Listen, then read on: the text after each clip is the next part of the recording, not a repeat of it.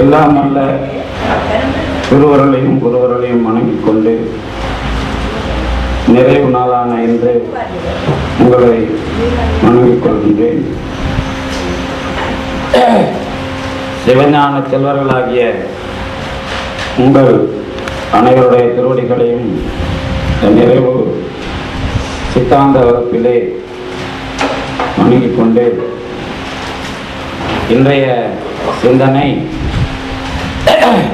சைவ சித்தாந்தத்தை அடிப்படையாக கொண்டு சிந்திக்க பெற்ற இந்த வகுப்புகளின் சாரமாக நாம் தொகுக்க வேண்டும் என்பதாக ஒரு திருவருள் கூட்டியிருக்கிறது. உண்மை நெறி விளக்கம் நம்முடைய அனுபவத்திலே சிவஞான போதத்தை ஒட்டி விரிவாக வந்தது. அந்த விரிவான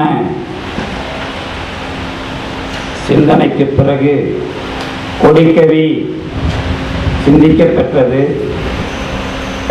அந்த வகையிலே ஒரு முறையான அனுபவத்தை நாம் பெற்றிருக்கிறோம் என்ற வகையில் திருவருள் திட்டத்திற்கும் நன்றி கூறிக்கொண்டு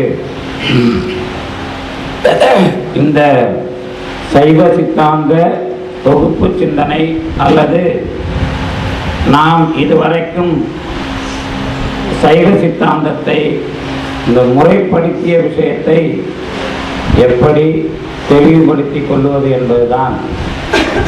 ஒரு வகையில் சைவ சித்தாந்தம் என்ற பெயரையே நமக்கு வழங்கிய அருளாளர்கள் திருமூலரை அடிப்படையாக கொண்டு விரிவாக அமைக்கிறார்கள். அதற்கு முன்பாக நமக்கு மணிமேகலை சிலப்பதிகாரத்தில் சைவவாதி என்ற பெயர் நேரடியாக வருகிறது. அதற்கு முன்பாக சிவபரம்பொருளை பெயரை அடிப்படையாக கொண்டு சில விளக்கங்கள் வந்திருக்கின்றன. அதாவது கலித்தொகை போன்ற நூல்களில் இமயவில் வாங்கிய ஈர்ந்தடை அந்தணன் உமையமர்ந்து உயர்மலை இருந்தனாக ஐயிரு தலையின் அரக்கர் கோமான் எடுக்கல் செல்லாது உழப்பவன் போல என்ற அடிப்படைகளில் எல்லாம் சிவபரம்பொருளினுடைய பெயர் இல்லாமல் பெருவாரியான பதிவுகள் நமக்கு கிடைக்கின்றன. இது கடவுள் என்ற பெயரை ஒட்டிய வரலாறு. இதே சமயத்தில் தத்துவம் என்பதாக நாம் பேச வேண்டும் என்று சொன்னால் தத்துவத்துறை எந்த அளவிற்கு வளர்ச்சி அடைந்தது என்று சொன்னால் தொடக்க காலத்தில் இந்த பொருள் கொள்கையை இந்த உலகத்தை அனுபவிப்பது என்ற முறையில் நமக்கு வந்த விளக்கங்கள், அந்த விளக்கங்களை இந்த கணியன் பூங்குன்றனார் பாடல், இந்த திறவூர் காட்சியில் தெளிந்தனம் என்பதாக வருகிற பாடல், இவைகளெல்லாம் நமக்கு தத்துவ ஆராய்ச்சி முறையாக உலகியலை பற்றி ஆராய்ந்த ஆராய்ச்சிக்கு ஓரளவிற்கு இந்த துணை செய்கின்றன. பக்குடுக்கை நன்கணியார் இந்த மாதிரியான அறிஞர்களுடைய பாடல்கள் நமக்கு அதை தெரிவிக்கின்றன. இன்னும் பிசிராந்தையாருடைய பாடல்கள் இந்த சமூக உறவிலே நாம் எப்படிப்பட்ட இருப்பை கொண்டிருக்கிறோம், அதாவது சமூக தாக்கம் என்பது முடி நரைக்காமைக்கு கூட ஒரு தாக்கத்தை ஏற்படுத்துவது என்ற வகையில் ஒரு சிந்தனையை செய்து இந்த இருப்பு நிலை தாக்கம், நானும் அடுத்தவர்களும் இந்த உறவு கொள்கிற தாக்கம் என்பதாக அதை ஆராய்ச்சி செய்து அதை பற்றி விரிவாக பிசிராந்தையார் அமைத்தார். அவர்கள்தான் இன்னும் நமக்கு அந்த உண்ணாநோன்பு இருக்கிற விஷயம், அந்த பிறவியை நாம் நிறைவு செய்ய வேண்டிய விஷயம், இந்த மாதிரி அவர்கள் எல்லாம் அதுவும் அந்த பொத்தியார் என்ற புலவர் பிசிராந்தையார் மறைந்து விட்ட பிறகு நட்பு கந்தாக, நட்புதான் அவர்களை இணைத்த கயிறு, இது மாதிரி உலகத்திலே நடப்பதை பார்க்க முடியாது என்பதாக வியந்து பாடுவார் பொத்தியார். அவன் வருவேன் என்று சொன்னான், அல்லது அவர் வருவார் என்று சொன்னான், அவரும் வந்தார், அவன் சொன்ன மாதிரியே செய்தார் என்பதாக வியந்து பாடுகிறார் இந்த நட்பை பற்றி. அதே மாதிரி அக இலக்கியங்களில் கடவுள், இந்த புற இலக்கியங்களில் கடவுள் கொள்கை சிந்தனை ஆராய்ச்சியாக அல்லது இந்த இருப்பு நிலை தாக்கம் அல்லது இந்த சமூக உறவிலே அடிப்படையாக இருக்கிற விஷயங்களை எல்லாம் பதிவு செய்திருக்கிறது. இந்த சமூகத்திலே நடக்கிற முறையான விஷயங்களை எப்படி நாம் ஆராய்வது என்பதாக, திறவூர் காட்சியில் தெளிதல் என்பதாக முறை வழிபடுகிற விஷயங்களை எல்லாம் ஆராய்ச்சி செய்திருக்கிறார்கள். இது ஒரு வகை. முறை வழிபடும் என்பது திறவூர் காட்சியில் தெளிந்தனம். இந்த மாதிரி ஒரு முடிவுக்கு வந்திருப்பது பழைய காலம். அதே காலத்தில் அக இலக்கியங்களை அடிப்படையாக கொண்டு பார்த்தால் வாழ்க்கை, இந்த உறவில், ஆண் பெண் உறவிலே ஏற்படுகிற சிக்கல், இதிலே இருக்கிற கற்பு நிலை, இவர்களை வாழ வைக்க வேண்டிய பொறுப்பு, இதையெல்லாம் பார்த்து இவர்கள் நன்றாக கற்புடையவர்களாக இருந்தால்தான் கடவுளும் நன்றாக நமக்கு அருள் செய்வார் என்ற விஷயங்களை பதிவு செய்தவர் கபிலர். குறிஞ்சிப்பாட்டு, குறிஞ்சிக்களி போன்ற இலக்கியங்களில் அவற்றையெல்லாம் பார்க்கலாம். இந்த கபிலர் இதை முடிவு செய்த பிறகு, அல்லது இந்த மாதிரி சமூக நடவடிக்கைகளை நமக்கு பதிவு செய்த பிறகு, திருக்குறள் வருகிற காலத்தில் கற்பு என்ற ஒன்றே நீதி விஷயமாக தெளிவாக வருகிறது. அதற்கு முன்பாக கற்பு என்பது, அதாவது ஒரு உதாரணம் சொல்லுவார். தொல்கபிலர், அவர் கபிலர் இல்லை, இவர் தொல்கபிலர். நான் சொல்றார், தொல்கபிலர் வேற, கபிலர் வேற. தொல்கபிலர்னா பழைய ஆள், ரொம்ப பழைய ஆள், கபிலருக்கு முன்னாடி. அது போக அவர் பாடின விஷயத்தை வச்சு அவர் எதை பாடினார் அப்படின்னா, மழை நல்லா பெய்யும், தொடர்ந்து பொழிகிற மழையினால் பாறையிலே புள்ளி ஏற்படுகிறது. இந்த காட்சியை பாடியதனால் அவருக்கு புள்ளி தொல்கபிலர்னே ஒரு பேர் இருக்கு. யாரு? கபிலருக்கு முன்னாடி. அந்த விஷயம் போக அவர் என்ன பண்ணுவார்னா, ஒரு சின்ன செய்தி, நம்ம ஊர்ல கூத்தாடுறதுக்கு விரலியை கூப்பிட்டுட்டா இன்னொரு ஊர்ல அவ ஒரு தேதியில ஒத்துக்கிட்டாள்னா, இன்னொரு ஊர்ல இதை விட நான் அதிகம் தரேன், நெல் தரேன், பொண்ணு தரேன் அப்படின்னு கூப்பிட்டாலும் போக மாட்டாள். அந்த மாதிரி ஊர் எங்க ஊர்னு தலைவி பேசுற, தோழி பேசுற மாதிரி ஒரு காட்சி. என்ன அர்த்தம் அப்படின்னா, நாங்கள் ஒத்துக்கொண்டால் அல்லது கற்புடையவர்கள் என்பதில் ஆராய்ச்சி இல்லை, நாங்கள் நிலையாக எந்த பேதம் எந்த பிரச்சனை வந்தாலும் ஒருவனுக்கு ஒருத்தியாக வாழ்வோம், இதிலே கேள்வி இல்லை என்பதாக ஒரு அமைப்பு தொல்கபிலர். அதற்கு பிறகு கபிலர் வருகிற காலத்தில் இவர்கள் சேருவதற்கு கடவுள் சாட்சியாக வருகிறார். அப்பதான் முருகனுக்கு வழிபாடு செய்ய வேண்டும், இந்த மாதிரி விஷயங்கள், வெறியாடல், இந்த மாதிரி விஷயங்கள் எல்லாம் சங்க இலக்கியங்களில் விரிவாக வருகின்றன. இந்த அடிப்படையில் தான் பரிபாடலும் இருக்கிறது. பரிபாடலும் கடவுள் முருகனை வழிபட்டு இந்த இல்லற வாழ்க்கையை மேற்கொள்வது, இந்த மாதிரி விஷயங்கள் எல்லாம் வளர்ச்சி பெறுகின்றன. இதற்கு பிறகு வந்த நீதி நூல் காலம் என்பது கற்பு என்பதை தனியாக பேசுகிற ஒரு காலம்.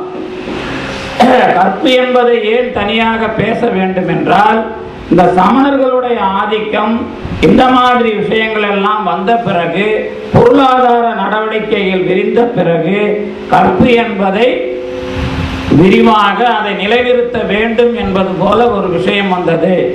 ஏன்னா இதுக்கு முன்னாடி ஒரு நடவடிக்கை எதுனா பாலை. பாலை எதுனா அவங்க ரெண்டு பேரும் கல்யாணம் பண்ண பிறகு பொருளுக்காக பிரியறது. கல்யாணம் பண்றதுக்கு முன்னாடி பிரிஞ்சது போக கல்யாணம் பண்ண பிறகு பிரிகிற விஷயத்துல தான் பாலையை பெண்களை வீட்டிலே வைத்திருப்பது அதுதான் பெரிய விஷயமாக. அதுல எப்படி பொருள் முக்கியமானது, பொருளை எதற்கு ஈட்ட வேண்டும், பொருளை எப்படி அடுத்தவர்களுக்கு தர வேண்டும், எப்படி அதிலே நாம் கொடை செய்ய வேண்டும், இதெல்லாம் பாலை பாடிய பெருங்கடுங்கோ விரிவாக பதிவு பண்ணியிருப்பார். ஏன்னா அவர் தான் அதுல சிறப்பு பட்டம் பெற்றவர். பாலை பாடியவர்னா பெருங்கடுங்கோ பெருசா போற்றப்படுகிறவர். முடிஞ்சுதா? பெருங்கடுங்கோ, இந்த பெருங்கடுங்கோ அப்படிங்க, பெருங்கடுங்கோங்கிறது சாதாரண பேர் இல்ல, அந்த திணையை பாடிய வகையிலே அவருக்கு அது சிறப்பா வருது. அந்த அவர் தான் என்ன பண்ணார், அத வரலாறு ரீதியா நான் அதை வேற மாதிரி போகல, பொருள் என்பதற்காக போகும்பொழுது அப்படிங்கிற ஒரு விஷயம் வரைக்கும் பெருங்கடுங்கோ விஷயம். சமணர்கள் வந்த பிறகு அது கற்பு விஷயமாக கேள்வியாக மாறும். இது எப்படி நமக்கு தெரியுதுன்னா, திருவள்ளுவர் கற்புன்னு ஒரு அதிகாரம் அதுக்கு முன்னாடி இல்லாம இருந்து திருவள்ளுவர் பாட வேண்டிய ஒரு விஷயம். அதற்கு பிறகு என்ன நடந்தது என்றால், காரைக்காலம் இது நடுவில் தான் சிலப்பதிகாரம் மணிமேகலைலாம் வந்தாச்சு. சிலப்பதிகாரம் மணிமேகலைலாம் நீ பெரியாளா நான் பெரியாளா அப்படிங்கிற வாதம் வந்தது. சிலப்பதிகார மணிமேகலையில சைவவாதியோட வாதம் செய்வதெல்லாம் வருது. இதற்கு பிறகு இந்த கண்ணகிக்கு மாதவிக்கு இந்த மாதிரி ஆட்களுக்கெல்லாம் இருந்த பிரச்சனை இந்த கற்பு என்பதாக ஒரு உருவம் பெறுகிறது. அந்த உருவத்துல தான் நம்ம காரைக்கால் அம்மையார் மாம்பழ வரலாறு நடக்கிறது. இந்த மாம்பழம் என்பது இரண்டும் முடிந்து விட்ட பிறகு அவன் கேட்கும் பொழுது காரைக்கால் அம்மையார் இறைவனிடம் என்னுடைய கற்புத்திறத்தால் நீ ஒரு மாம்பழம் கொடுக்க வேண்டும் என்று கேட்பது சேக்கிழார் பதிவு செய்கிற ஒரு விஷயம். அப்ப என்ன வருகிறது என்று சொன்னால், எங்களுடைய கற்பு வாழ்க்கை காப்பாற்றப்படுவதற்கு, குடும்ப வாழ்க்கை சரியானது என்று சொல்லுவதற்கு கடவுளை நான் சாட்சியாக வைக்கிற ஒரு வரலாறு தொடங்குகிறது. இந்த வரலாற்றில் கடவுள் மாம்பழம் தருவதும் பிறகு அவன் கேள்வி கேட்பதும், இதுக்கு முன்னாடி வழிபாடுலாம் இருக்கிறது வேற, கொள்கையாக உருவாகுதல் அப்படிதான், அதான் முக்கியம். வழிபாடு தொல்காப்பியர் காலத்திலேயே பல விதமான வழிபாடு இருக்கு, அது ஒன்றும் பிரச்சனை இல்லை. காரைக்கால் அம்மையார் காலத்துல கடவுளை ஒரு உருவமாக காட்டுகிற விஷயம் வருகிறது. எதனால் அப்படின்னா, இந்த கற்புத்திறமானது அதை செய்கிறது. அதனால சைவ சித்தாந்தம் எங்கே தொடங்குகிறதுனா காரைக்கால் அம்மையார் விஷயமாக தொடங்குகிறது. சரிதானே? அவங்க தான் கடவுளை அற்புத திரு என்பதாக பார்த்தார்கள். நேற்று கூட ஒரு கேள்வி கேட்டார், சோமாஸ்கந்தர்னா நடுவில் இருக்கிற முருகனை ஆன்மாவா சொல்லலாமா? அது முருகனை எந்த காலத்திலேயும் ஆன்மாவா சொல்லக்கூடாது. சோமாஸ்கந்தர்னா என்ன அப்படின்னா, ஆண் பெண் இரண்டு வேற்றுமைக்கு நடுவில் இருக்கிற ஒன்றி உயர்ந்த பால். இந்த சோமாஸ்கந்தரை பிரிக்கும் போது ச உமா ஸ்கந்தா, உமாவுடன் யாரு? சிவபெருமான். நடுவில் இருக்கிறது பேர் ஸ்கந்தன். ஸ்கந்தன் என்று சொன்னால் அற்புத திரு. அது நீங்க குழந்தையாகவும் பார்க்க கூடாது, பொம்மையாகவும் பார்க்க கூடாது, அது ஒரு ஒளிப்பொருள். இந்த ஒளிப்பொருளாக பார்த்தால் அதற்கு பெயர் அற்புத திரு. புரியுதா? இந்த விஷயத்தை கடவுளாக கண்டவர் எதுல? ஆணாகவும் பெண்ணாகவும் இருக்கிற இரண்டு பால்களுக்கு நடுவில் ஒன்றி உயர்ந்த மின்னல் உருவமாக அற்புதமாக இருக்கிறது என்று உலகத்திற்கு கடவுளை காட்டியவர் காரைக்கால் அம்மையார். இதற்கான அடிப்படையை அந்த தொல்காப்பியம் என்ற இலக்கண நூல் ஒன்றே வேறே என்று இரு பால்வையின் ஒன்றி உயர்ந்த பால் என்று இந்த கடவுள் கொள்கையை பேசி இருக்கிறது. தொல்காப்பியத்தோட காலம் உங்களுக்கு நிறைய பேர் சங்க இலக்கியத்துக்கு முன்னாடி இருப்பாங்க, அப்படி இல்லாது சங்க இலக்கியத்தை ஒட்டி வந்தது தொல்காப்பியம். இந்த தொல்காப்பியத்துக்கு நேரடி இலக்கிய நூலா இருக்கிறது சிலப்பதிகாரம் அப்படின்லாம் ஆராய்ச்சி வந்திருக்கு. ஏன்னா சங்க இலக்கியத்தில் வர்ற அகப்பொருள் மாந்தருக்கு நேரடி உதாரணமாக இருப்பவள் கண்ணகி. இவர்களுடைய பாத்திரம் நன்றாக தொல்காப்பியத்தை பார்த்து பயன்படுத்தப்பட்டிருக்கிறது அப்படின்னு ஒரு பெரிய நல்ல நூல் வந்திருக்குது. ஆனால் அது சாதாரணமாக கிடைக்காது. சில நூலகங்கள்ல தமிழ்நாட்டில் இருக்கு. ஏன்னா அதுல உண்மையும் இருக்கிறது. நான் அதை பார்த்த வகையில் தொல்காப்பியர் சங்க இலக்கியங்கிறது ஒரே காலத்தில் பாடப்பட்டதில்லை. அது பல கால தொல்கபிலர் முன்னாடினா பின்னாடி கபிலர், அந்த மாதிரி நிறைய வேறுபாடு உண்டு. இப்ப நாம இந்த பழைய மரபு, எந்த பழைய மரபு, தமிழர்களுடைய இந்த பழைய மரபு அல்லது வாழ்க்கை முறையில் கடவுளை காணுகிறோம் என்ற இந்த அடிப்படை நமக்கு பிற்காலத்தில் காரைக்கால் அம்மையாருக்கு பிறகு திருஞான சம்பந்தர் வரும்பொழுது நேரிடையாக கொள்கை எதிர்ப்பாக மாறுகிறது. மற்ற கொள்கைகளின் எதிர்ப்பாக மாறி அது இயக்கமாக அமைந்து அங்கே ஒரு புதிய கொள்கை, அதாவது பழைய மரபில் புதிய கொள்கையை திருஞான சம்பந்தர் இருமையின் ஒருமையும் ஒருமையின் பெருமையும் என்று சொல்லுகிறார். அதே சமயத்தில் அந்த ஒருமை என்பது ஒன்றாய் வேறாய் உடனாய் இருப்பது என்றும் சொன்னார். இந்த ரெண்டு விஷயத்தையும் சொன்னவர் திருஞான சம்பந்தர். எப்படி ஆண் பெண் இரண்டிற்கு நடுவிலே ஒருமையாக தெரிகிற பரம்பொருள் என்று சொன்னோமோ, அந்த தொல்காப்பியம் தொடங்கி காரைக்கால் அம்மையார் வரை தெளிவாக்கப்பட்ட கடவுள் கொள்கை திருஞான சம்பந்தரால் இருமையின் ஒருமை என்ற விஷயமாக அந்த ஒருமைதான் பெருமை உடையது என்பதாக சொல்லப்பட்டது. இதுல இந்த இருமையின் ஒருமை ஒருமையின் பெருமை அனுபவம் தான் தோடுடைய செவியன். இந்த அர்த்தநாரி என்பதாக நாம சொல்ற விஷயம் இருமையின் ஒருமை. இதுக்கு நடுவிலே இருக்கிற மின்னல் போன்ற ஒரு அற்புதம் தான் எது? இருமையின் ஒருமை. அப்போ இதை யோசனை பண்ணி பார்க்கணும். நீங்க எதை? அண்டம் ஆறிருள் ஊடு கடந்து உம்பர் உண்டு போலும் ஓர் ஓம் சுடர். எல்லா உலகங்களையும் கடந்து ஒரு ஒளி போய்கொண்டிருக்கிறது, அதுதான் கடவுள். ஆனால் அதை யாரும் பார்க்க முடியாது. நாங்கள் பார்த்தோம், கண்டு இங்கு ஆர் அறிவார். அறிவாரெல்லாம் வெண்திங்கள் கண்ணி சடை வேதியன் என்பர். வெண்திங்களை அணிந்த சடையை உடைய சிவபெருமான் என்று சொல்லுவார்கள். அந்த மாதிரி தான் திருஞான சம்பந்தர் அற்புத காரைக்கால் அம்மையார் கண்ட அற்புதத்தை கண்டவர். அவர் இதை தோடுடைய செவியன் என்பதாக சொல்லி அந்த மாதிரியான அனுபவம் இருமையின் ஒருமையும் ஒருமையின் பெருமையுமாக உடையது நம்முடைய கடவுள். அதை அந்த தன்மையை தவிர வேறு ஒரு தன்மையால் அதை அறிய முடியாது. அணைய தன்மையை ஆதலில் நின்னை நினைய வல்லவர் இல்லை நீள் நிலத்தே. திருஎழுகூற்றிருக்கை திருஞான சம்பந்தர். அப்ப என்ன அர்த்தம், என்ன பொருள் அதுக்கு? இந்த அனுபவம் தான் கடவுள் கொள்கையின் அடிப்படை. இதை தவிர வேறு ஒன்று இல்லை. இந்த மரபு எல்லாம் எது? இப்ப நான் சொன்னது எல்லாம் எது? பழைய தமிழ பழந்தமிழ் மரபிலே இருந்து சைவ சித்தாந்தம் என்று நிலைநாட்டப்படுவதற்கான கொள்கை அனுபவமாக விளைந்த ஒரு விளைவு. இப்ப இந்த வகையில சைவ சித்தாந்தத்தை மெய்கண்டார் 12ஆம் நூற்றாண்டில் நிறுவும் பொழுது எந்த முறையில் நிறுவுகிறார் என்பது தத்துவவாதிகளுக்கான சொற்கள் வருகிறது, தத்துவவாதிகளுக்கான முறை வருகிறது. அந்த முறையிலே சைவ சித்தாந்தத்தை எப்படி நிலைநாட்டுவது என்பதாக மெய்கண்டார் வழங்குகிறார்.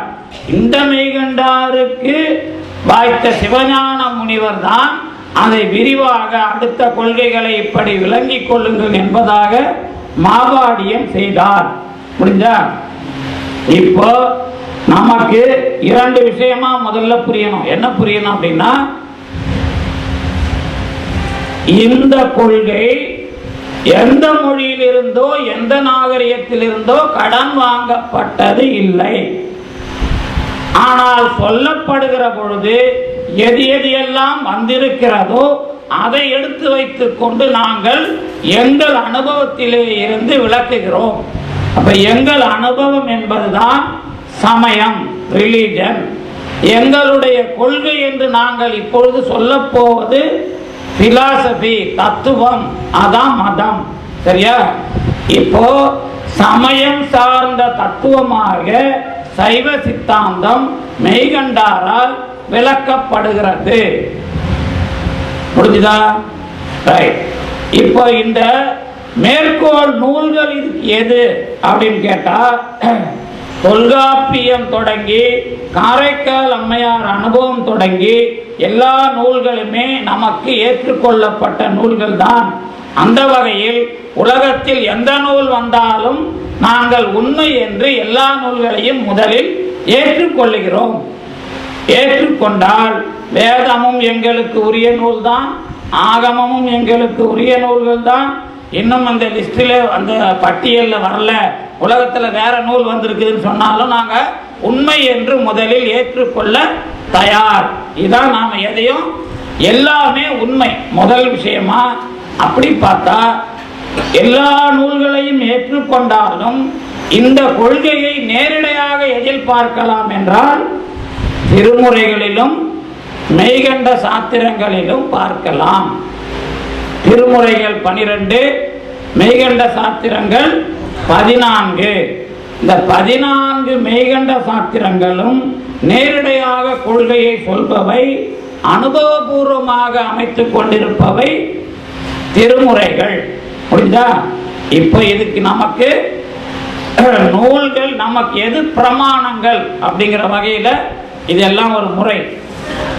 வேதம் நான்கிலும் மெய்ப்பொருள் ஆவது என்று திருஞான சம்பந்தர் சொன்னதை பார்த்தால், சைவ சித்தாந்தத்தின் 5 பொருள்களை விளக்குகின்ற சிவயனம என்ற மந்திரம் அல்லது 5 பொருள்கள் அடிப்படையில் பார்க்கப்பட்டால் வேதம், ஆகமம் என எல்லாமே எங்களுக்கு பிரமாண நூல்கள் தான். அது நீங்க இஸ்லாம் பைபிள் சொன்னாலும் அல்லது குர்ஆன் சொன்னாலும் இந்த 5 எழுத்தின் மூலமாக அதை நீங்கள் பார்க்க முடிந்தால் அதுவும் எங்களுக்கு பிரமாணம் என்பது அதன் உள்ளே இருக்கின்ற விளக்கம். அதனால தான் நம்ம வேதநாயக இந்த மாதிரி ஆட்கள்லாம் இங்கே வந்து திருக்குறள், விவிலியம், திருக்குறள், சைவ சித்தாந்தம்லாம் நூல் எழுதியிருக்காங்க. உங்களுக்கு அந்த நூல் வரி பெரிய முரண்பாட்டில் வந்து நிறுத்தியாச்சு. அதாவது விவிலியம், திருக்குறள், சித்தாந்தம் இப்படிதான். பைபிள்ல இருந்து திருக்குறள் வந்தது, திருக்குறள்ல இருந்து சித்தாந்தம் வந்து எழுதிக்கிறார். ஆனா நமக்கு அவர் எழுதுறது ஏத்துக்கிறது இல்லை. இணைப்பு என்பது உண்மை கொள்கையாக இருக்கிற காலத்தில் அதிலே இந்த விளக்கத்தை பார்க்க முடிந்தால் அனுபவம் வருகிறது. இதை வேதநாயகர் இன்னைக்கு சொன்னாலும் அன்றைக்கு போப் என்ன சொல்லிட்டார், நாம இங்க கத்துக் கொடுக்கறதுக்கு பதிலாக இவங்க கிட்ட கத்துக்க வேண்டியது நிறைய இருக்கு. மாணிக்க வாசகருடைய திருவாசகத்தை பார்த்து எழுதினார். அப்ப என்ன அர்த்தம்னா, பைபிளை வைத்துக் கொண்டு அனுபவிக்கிற நாம் சைவ சித்தாந்த முறையை பார்த்தால் நிறைவான அனுபவத்தை பெறலாம் என்பது அதனுடைய அடிப்படை. அந்த மாதிரியான அனுபவம் எல்லாருக்கும் உண்டு. இந்த அனுபவத்தை நாம 2 வரலாறுல பார்க்கிறோம். எந்த வரலாறுல? சிவஞான போதத்துக்கு திருக்குறளை போல எல்லா சமயத்தவர்களும் உரை எழுதியிருக்கிறார்கள். திருக்குறளுக்கு எல்லா மொழியிலையும் உரை எழுதி மட்டும் இல்லை, எல்லா சமயத்தவர்களும் உரை எழுதியிருக்கிறாங்க. திருக்குறள் அத்வைதம் என்று வடிவேலு செட்டியார் எழுதியிருக்கிறார். திருக்குறள் வைணவம் என்று கிருஷ்ணமாச்சாரியார் எழுதியிருக்கிறார். திருக்குறள் வைணவம் நிறைய பேர் எழுதுகிறாங்க. திருக்குறள் சமண நூல் தான் ஆதாரமா சொல்ற அளவுக்கு அவங்களும் நிறைய உரை இருக்கிறாங்க. இதுல கிறித்துவபரமாகவும் திருக்குறளுக்கு உரை வந்திருக்கு. கிறித்துவபரம் கிறிஸ்டியனா? ஆமா. அதே மாதிரி கிறித்துவ பரம் சொன்னா அந்த மரபு. அதே மாதிரி சிவஞான போதத்திற்கும் கிறித்துவபரமாக உரை வந்திருக்கிறது, சமணபரமாக உரை வந்திருக்கிறது, அத்வைதபரமாக உரை வந்திருக்கிறது. அத்வைதபரமாக உரை எழுதி அதுதான் சாதிச்சவர் வடிவேலு செட்டியார் திருக்குறளுக்கு. அவரே சிவஞான போதத்துக்கும் அந்த அத்வைதம் தான் இது அப்படின்னு உரை எழுதியிருக்கிறார். அதுக்கான முறை தான் சுந்தரரை கண்ணாடியில் பார்த்தது அவர் மேற்கோளா காட்டுறார். ஆமா, சுந்தரரை கண்ணாடியில பார்த்தா பிம்ப பிரதிபிம்பவாதம், அதுதான் இப்ப சங்கரருடைய கொள்கை. அதை விவரிக்கிறார். நாம் அதை எப்படி பார்த்திருக்கிறோம் அப்படிங்கிறத நான் அப்புறம் சொல்றேன். இது எல்லாம் இந்த நூலில் சைவ சித்தாந்தத்தில் அவர்களுடைய உண்மையும் அடங்குகிறது என்பதற்கான வரலாறுகள். அவ்வளவுதான். இப்போ இது எல்லாமே இப்போ மெய்கண்டாருடைய தம்மை உணர்ந்து தம்மையுடைய தன்னுணர்வார் என்ற அந்த அவையடக்கத்தின் இறுதியான கேளாம் புறன், நமக்கு அயலாக இருக்கிறவர்கள் ஆனால் என்றைக்காவது அனுபவத்தில் நம்மோடு சேருவார்கள் என்ற மேற்கோளில் நாம் தத்துவத்தை தொடங்குகிறோம்.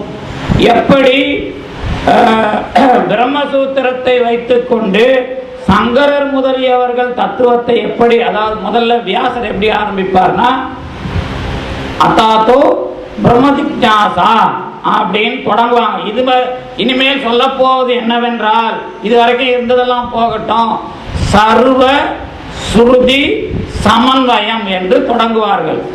சர்வ சுருதி சமன்வயம் என்றால் எல்லாவற்றையும் சமப்படுத்தி நான் பிரம்மசூத்திரம் செய்கிறேன் என்று பொருள். ஆனால் அந்த முறையை சைவ சித்தாந்தம் எப்படி சொல்லுகிறது என்றால், நாங்கள் 2 கொள்கையை உலகிற்கு அறிவிக்கிறோம். உலகம் என்பது எந்த கொள்கையும் தவறாக இல்லை, ஆனால் சின்ன சின்ன ஐயங்களில் சிக்கிக் கொண்டிருக்கிறது. அந்த மலைவு எனப்படுகிற ஐயத்தை நீக்குவதுதான் எங்கள் கொள்கை. முதல்ல நாம சர்வ சுருதி சமன்வயம் மாதிரி சைவ சித்தாந்தம் கொடுக்கிற பேரு மலைவு இன்மை. எங்களுடைய கொள்கை சமப்படுத்துவது என்பது அல்ல, சந்தேகத்தை தீர்ப்பது, யாருக்கும் எந்தவித ஐயமும் இல்லாமல் செய்வது. இதுதான் எங்களுடைய கொள்கை. அனுபவம் என்ன என்று கேட்டால், யாரும் எங்களுக்கு எதிரி கிடையாது, உறவினர்களாக ஆகக்கூடியவர்கள். இந்த 2 கொள்கையை உலகத்திற்கு நாங்கள் எப்படி எங்கள் கொள்கையை வழங்குகிறோம் என்பதாக சொன்ன முதல் மேற்கோள்கள். மலைவின்மை ஒன்று, எல்லோரும் எங்களுக்கு கேளாம் புறன், உறவினர்களாக இருப்பவர்கள், உறவினர்களாக ஆகக்கூடியவர்கள். இதுதான் நமக்கு. இந்த 2 கொள்கைகளையும் நாம முதல்ல சமய உலகத்திற்கு அல்லது தத்துவ உலகத்திற்கான மேற்கோள்கள் அல்லது இதுதான் அடையாளம் என்பதாக வழங்குகிறோம். அதற்கு பிறகு நாம தத்துவத்தை எப்படி விளக்குகிறோம் என்று சொன்னால், சைவ சித்தாந்தம் என்ற தத்துவம் எப்படி விளக்கப்பட வேண்டும் என்று சொன்னால், திருஞான சம்பந்தரை எடுத்துக்கொண்டு வென்றாய் வேறாய் உடனா என்பதாக நேரடியாக சொல்லுவது வேறு. ஆனால் திருஞான சம்பந்தரையும் உள்வாங்கிக் கொண்டு இந்த இந்திய தத்துவ மரபு எப்படி போகிறது என்பதை கண்காணித்து அதற்கு பதில் சொல்லுகிற விஷயமாக நாம் தத்துவத்தை சொல்ல வேண்டும். அந்த இந்திய தத்துவ மரபு எப்படி போகிறது என்று சொன்னால், 4 மகா வாக்கியங்களுக்கு உரை தர வேண்டும்.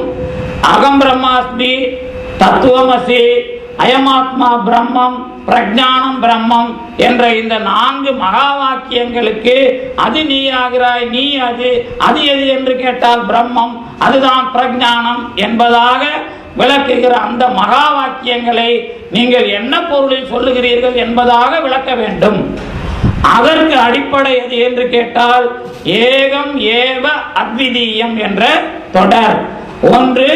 ஒன்று இரண்டல்லாதது என்று அவர்கள் சொல்லி அந்த விளக்கத்திற்கு நான் எப்படி பொருள் சொல்லுகிறேன் என்பதாக சொன்னால்தான் தத்துவம் வரும். அப்படி வந்த தத்துவம் தான் சங்கரருடைய தத்துவம், ராமானுஜருடைய தத்துவம், மத்வர், நிம்பார்க்கர், வல்லபர் எல்லோரும். நீலகண்ட சிவாச்சாரியாரும் சைவ சித்தாந்தத்திற்கான அடிப்படையில் அப்படித்தான் அதை செய்கிறார். முடிவிலே கொஞ்சம் தடுமாறுகிறார். ஏன்னா அந்த வடமொழி மரபிலேயே சொல்றதுனால முடிவிலே கொஞ்சம் தடுமாறுவார், அவ்வளவுதான். நீலகண்ட சிவாச்சாரியார் அதுக்கு தமிழ்ல உரை இருக்கார். செந்தில் உரையில் மொழிபெயர்ப்பு காசிவாசி சென்னிநாதையர் அந்த நீலகண்ட பாஷையத்தை தமிழ்ல பதிப்பிட்டு இருக்காது. டிபார்ட்மெண்ட் இருக்கா? நல்லா பார்த்துருக்கீங்களா? இருக்கா மேடம்? நீல செந்தில்நாத செய்த மொழிபெயர்ப்பு இல்ல, ஏன்னா கிடைக்கலன்னு தான் என்ன சபாரத்ன மாஸ்டர் வரைக்கும் கேட்டாங்க. அதுக்காக தான் நான் சொல்றேன், பார்த்தா எனக்கு ஒரு காப்பி எடுத்து கொடுங்க, சரியா? ஆமா, ஏன் அப்படின்னா அது மறுபடியும் நாம அது இந்த நீலகண்ட பாஷ்யத்தை வச்சுதான் ராமானுஜர் சிவன் என்கிற பெயரை விஷ்ணு என்பதாக மாற்றி விட்டார் என்ற குற்றச்சாட்டும் உண்டு. அதனால நீங்க அதை பார்க்கறது நல்லது. இரண்டாவது, அந்த மகா வாக்கியங்களையும் அந்த ஏகம் ஏவ அத்விதீயம் என்ற அந்த மேற்கோளையும் விளக்குகிற முகத்திலே நாம் என்ன சொல்லுகிறோம்? இதான் சைவ சித்தாந்தத்தை தத்துவ உலகிற்கு நாம் அடையாளம் காட்டுவது. அதற்கு நாம் அத்துவிதம் என்று எப்படி விளக்குகிறோம் என்று சொன்னால், எப்படி விளக்குகிறோம்? பொருள் உறவுதானே தவிர ஒன்றா இரண்டா மூன்றா என்ற விஷயத்தை நேரடியாக நீங்கள் விவாதிக்காதீர்கள். அது உறவை பற்றிய தொடர் என்று அதற்கு வடமொழி இலக்கணத்தையும் எடுத்துக்கொண்டு விரிவாக முதலில் அது உறவை குறித்தது என்று எழுதினார் சிவஞான முனிவர். அந்த அடிப்படையில் தான் மெய்கண்டாரும் எழுதினார், அது ஒன்றும் சந்தேகம் இல்லை. சிவஞான முனிவர் விளக்கும் பொழுது மெய்கண்டாருடைய நினைவு இதுதான் என்பது நமக்கு உறுதிப்படுகிறது. அதனாலதான் அவனே தானே ஆகி அந்நெறிக்கும் அதுக்கு பிறகு அத்திவிதி அன்பில் தொழு என்பதற்குமான உண்மை பொருள் நமக்கு மெய்கண்டாருடைய உள்ளத்தை நேரடியாக நிறைவேற்றியவராக சிவஞான முனிவர் வருகிறார். சரிதானே? இப்போ இந்த தத்துவ மரபை நாம் எப்படி ஏற்றுக்கொள்ளுகிறோம் என்பது. அடுத்தது, தத்துவ மரபாக சில விஷயங்களை சொன்னா நாம் இதை தொகுத்து முடித்து விடுவோம். சரிதானே? தத்துவ மரபு அப்படின்னா முதல்ல நீங்கள் முடிவு செய்வதற்கான அறிவை நீங்கள் எப்படி சரியானது என்று ஏற்றுக்கொள்ளுகிறீர்கள். அதாவது தத்துவத்தை முடிவு செய்கிற அறிவு எந்த தகுதி உடையது என்பதை முடிவு செய்வது முதல்ல. அதுக்கு பேர் தான் எபிஸ்டமாலஜி அல்லது அறிவு ஆராய்ச்சி இயல். அறிவு ஆராய்ச்சி இயல்னா நான் பார்த்த அறிவு சரிதானா என்று அறிவை நாடி பிடித்து பார்ப்பது. நீங்க அறிவை கொண்டு பார்ப்பதில்லை, அறிவே சரியான அறிவா என்று சொல்லுவதுதான் அறிவு ஆராய்ச்சி இயல். இதுல நாம் எதை முதலில் சொல்லுகிறோம் என்றால், எல்லோரும் சொல்லுகிற காட்சி அளவை, எல்லோரும் சொல்லுகிற கருதல் அளவை, அதாவது சிலர் மட்டுமே சொல்லுகிற கருதல் அளவை, அதற்கு பிறகு மிகச்சிலரே சொல்லுகிற நூல் அளவை. இப்போ இதுல யார் யார் என்னென்ன ஏற்றுக்கொண்டார்கள் பட்டியலை விடவும் நாம் இந்த மூன்று அளவையையும் ஏற்றுக்கொள்கிறோம். ஆனால் கருதல் அளவை என்பது எது? வழி அளவை அல்லது அனுமான அளவை. நூல் அளவை என்பது சப்த பிரமாணம் அல்லது ஆகம அளவை. இந்த மாதிரி அதுக்கு வேற வேற பேர் கொடுப்போம். முக்கியமா என்ன அப்படின்னா, காட்சி அளவையை தாண்டி நாம் இதை ஒரு வியாஜ்யத்திற்காக ஏற்றுக்கொள்ளுகிறோமே ஒழிய அந்த அளவைகள் நமக்கு அதனால் மட்டும்தான் முடிவு செய்கிறோம் என்பது இல்லை.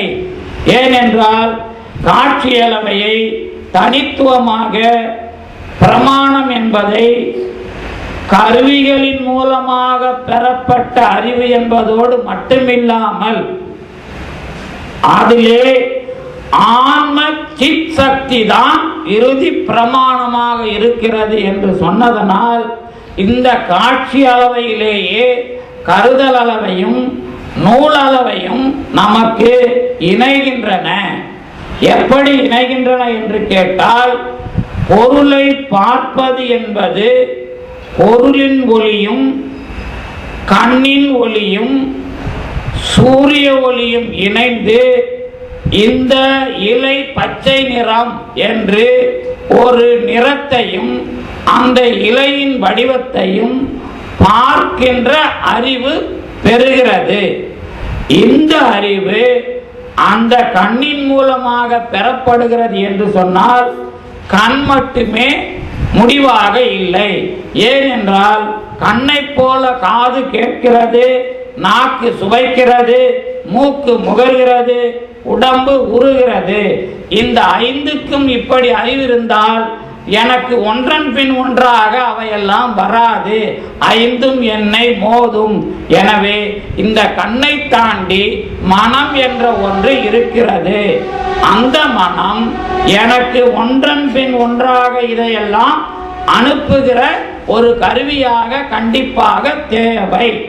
அந்த மனம் தானே எல்லாவற்றையும் ஏற்று பதிய வைத்துக் கொண்டாலும் அதுவும் ஒரு தொகுப்பாகத்தான் இருக்குமே ஒழிய சிந்தனையாக இருக்காது. எனவே அதனோடு கூட புத்தி, சிந்தனை, ஆங்காரம் என்ற கருவிகள் இருப்பது தேவை என்பது தெளிவாகிறது. ஆனால் இவைகள் எதற்குமே மனம் பற்றினாலும் கண் பார்த்தாலும் பார்த்தேன் சிந்தித்தேன் என்று இவைகள் சொல்லாது. எனவே இவைகளை தாண்டி சிந்தித்தேன் என்று சொல்லுகிற நான் என்ற ஒருவன் உண்டு. ஏன் என்று கேட்டால் எந்த ஒன்றிற்கும் அறிவு இல்லை. ஆனால் கண் என்ற ஒன்றிற்கு அறிவு இருக்கிறது என்று சொன்னால் காது என்ற ஒன்றிற்கும் அறிவு இருப்பதாக போய்விடும். இந்த கருவிகளை எல்லாம் தொகுத்து பார்க்கிற அறிவு என்ற ஒரு விஷயம் தனியாக இருக்கிறது. எனவே அறிவை கொண்டிருக்கிற ஒரு ஆளுக்கு பெயர் உணர்வு உடைய உயிர் என்று பெயர் வைக்கிறோம். ஆனால் இதிலே ஒரு பிரச்சனை என்னவென்றால், கண்ணின் மூலமாக பார்க்காவிட்டால் உணர்விலே அறிவு இல்லை. எனவே கண்ணுக்கு இல்லாத ஒன்றுதான் உணர்வுக்கு இருக்கிறதே ஒழிய கண் இல்லாமல் உணர்வு அறிவாளியாக இல்லை. அப்படி என்றால் இரண்டு பேருமே குறைவுடையவர்கள். எனவே குறையில்லாத ஒரு ஆள் வேண்டும். அவனுக்கு பெயர்தான் கருவி இல்லாமல் தெரிந்து கொள்ளுகிற கடவுள். அந்த அறிவு பொருள் தான் இந்த தெரிந்து கொள்ள முயற்சி இல்லாத ஒன்றாகிய என்னை காணுமாறு தூண்டுகிறது. இது எல்லாம் காட்சி என்ற அளவிலேயே முடிவாக வருமானால் கடவுள் என்பதை முடிவு செய்வதற்கு கருதல் அளவை தேவையில்லை.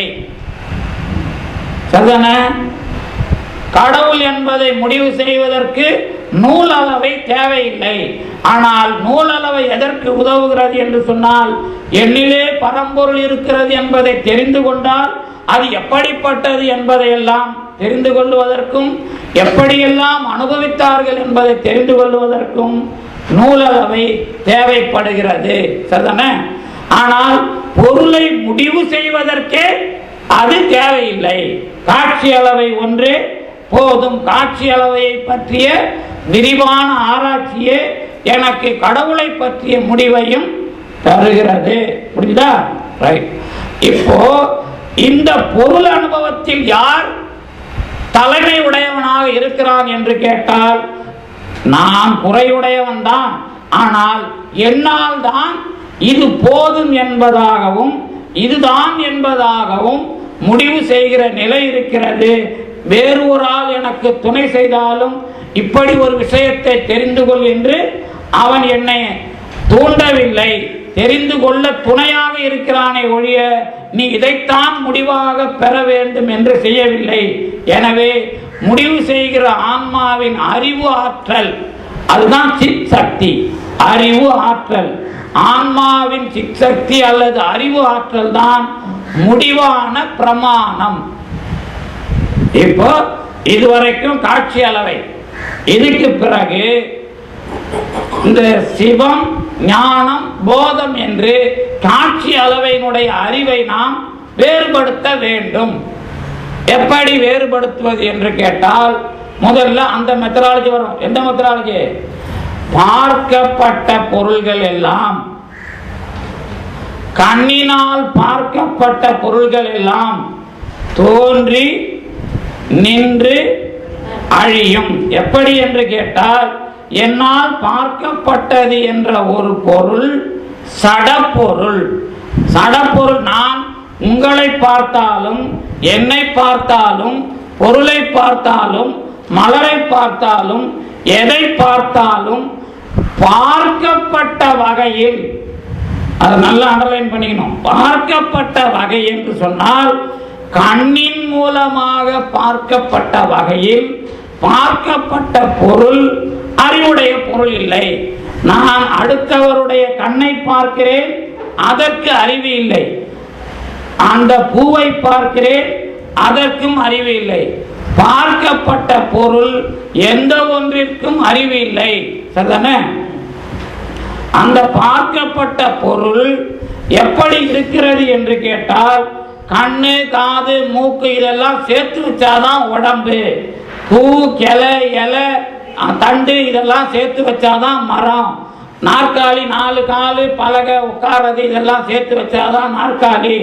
அப்ப பார்க்கப்பட்ட பொருள் கூட்டு பொருளாக இருக்கிறது. அப்ப பார்க்கப்பட்ட பொருள் கூட்டு பொருளாக இருக்கிறது, சுட்டி அறியப்பட்டது. இதற்கு அறிவு இல்லை, சடப்பொருள் என்ற 3 முடிவையும் காட்சி அளவையின் மூலமாக பெறுகிறேன். அப்ப பார்க்கப்பட்ட பொருள் சடமானது, அப்புறம் அவயவ பகுப்பு கூட்டாக இருப்பது, அப்புறம் சுட்டி அறியப்படுவது. இந்த 3 தன்மைகளை உடையது என்பதுதான் இருப்பது என்பது. இருக்கிறது ஒரு பொருள் என்று சொன்னால் அது சுட்டி அறியப்பட்டதாக இருக்கிறது, அது உறுப்புகளின் கூட்டாக இருக்கிறது, சடமாக இருக்கிறது என்ற வகையில் அதனுடைய தன்மை என்று என்ன என்று கேட்டால், தானே இயங்கும் தன்மை அதனிடம் இல்லை. அது இருக்கிறது என்று சொன்னால் இருக்கிற பொருள் தோன்றுகிறது, அழிகிறது. தோன்றுகிறதாகவும் அழிகிறதாகவும் சொல்லப்படுவது எது? இருக்கிற பொருள் என்று சொன்னாலே அதிலே தோன்றியது என்பதும் அழிவது என்பதும் அடங்கி இருக்கின்றன. முடிச்சா? இப்ப அடுத்தது காட்சி அளவையினால் பெறப்பட்ட இந்த முடிவு நமக்கு எதை தருகிறது என்று கேட்டால், தோன்றி நின்று அழியும் பொருள் எப்படி தோன்றி நின்று அழிகிறது? எப்படி தோன்றி நின்று அழிகிறது என்று கேட்டால், காரியமாக தோன்றுகிறது, காரணமாக அழிகிறது. அது எப்படி தெரிகிறது என்று கேட்டால், இந்த பொருள் தானே தோன்றினால் அது அழிவதை விரும்பாது. அதே பொருள் திட்டமிட்டு இப்படித்தான் தோன்ற வேண்டும் என்று அதற்கு அறிவு இல்லை, எனவே அப்படி ஒரு செயல் நிகழாது. சரி, இந்த பொருள்கள் காரிய பொருள்கள் என்று சொன்னால் இவைகள் எப்படி இருக்கின்றன என்று கேட்டால், விதையிலே இருந்து மரம் வருகிறது, மரத்திலே இருந்து விதை வருகிறது. ஆனால் விதையிலே இருந்து எந்த மரம் வந்ததோ அந்த மரத்திலே இருந்து அதே விதை வராது. அந்த மரத்தினுடைய இனம் விதை வரும். ஒரு மாம்பழத்தினுடைய மரம் இன்னொரு மாங்கொட்டையை தருமே தவிர தான் முளைத்த மாங்கொட்டையை தராது. இந்த மாதிரி நீங்க காட்சி அளவையே புரிஞ்சுக்கணும். அப்போ மரம் என்பது ஒரு காரணம் என்று சொன்னால் அதிலே விதை என்கிற காரியம் தோன்றுகிறது. விதை என்பது காரணம் என்று சொன்னால் அதிலே மரம் என்பது காரியமாகிறது. இப்படி எல்லா பொருள்களிலும் காரணத்தன்மை இருந்தால் ஒரு காரியத்தன்மை வரும்.